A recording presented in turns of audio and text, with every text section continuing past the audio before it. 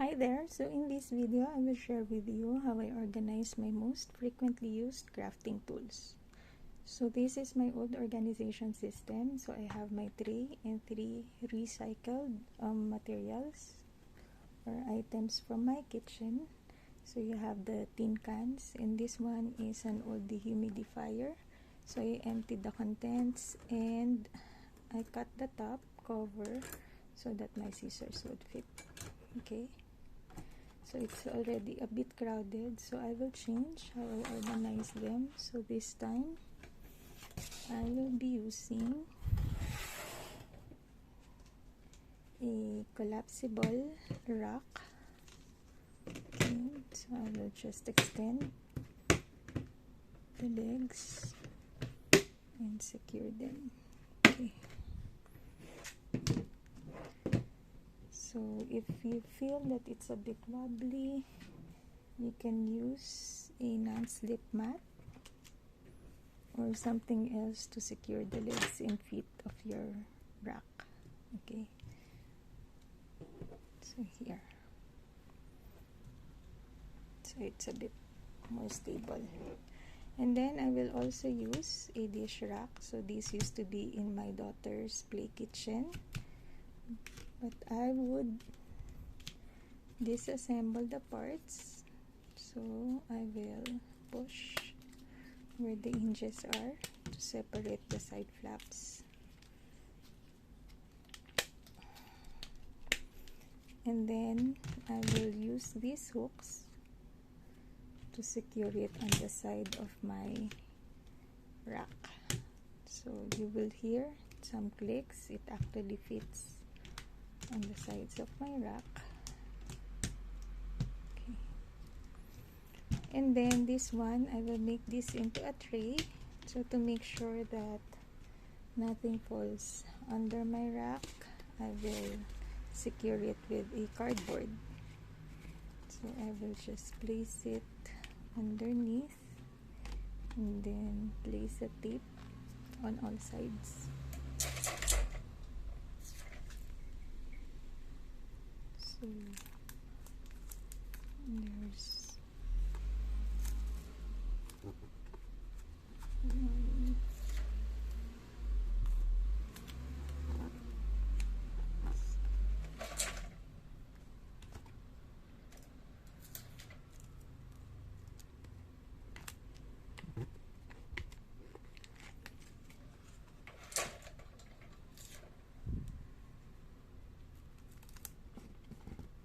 Okay.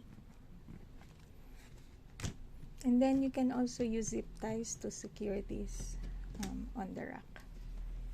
Okay, so time to reorganize.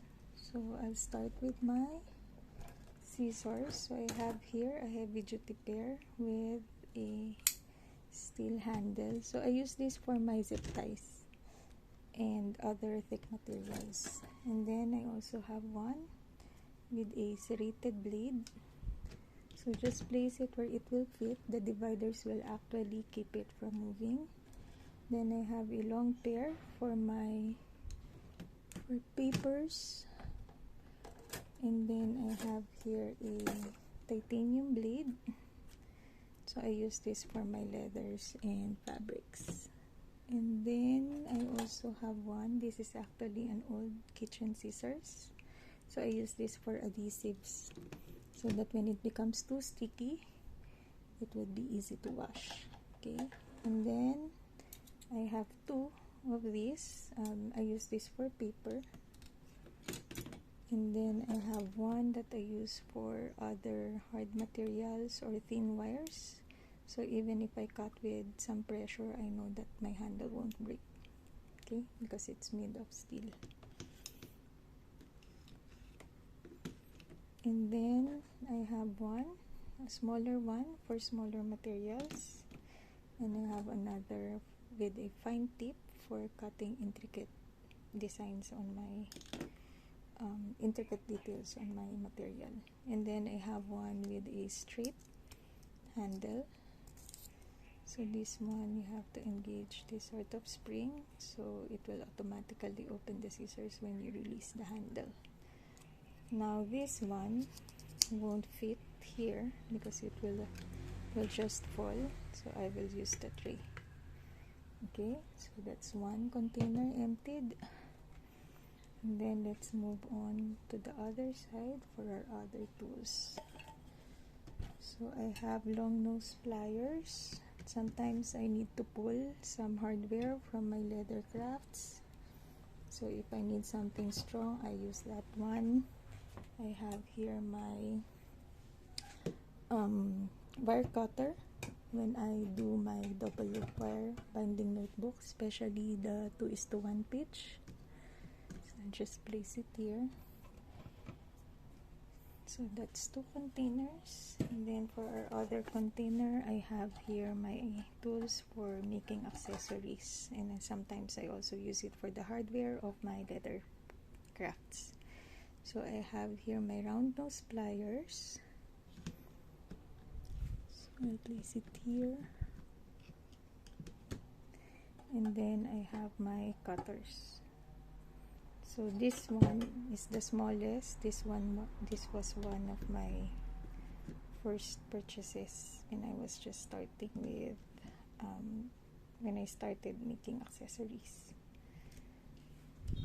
Okay, so there, and then that's 3 containers. So moving on to my tray, so I have here clamps that I use when applying padding glue on my notepads, and then I have here my tools for my hot stamp machine, so when I'm replacing the letters, and then this one for replacing the attachments on my 6-in-1 heavy duty corner rounder punch.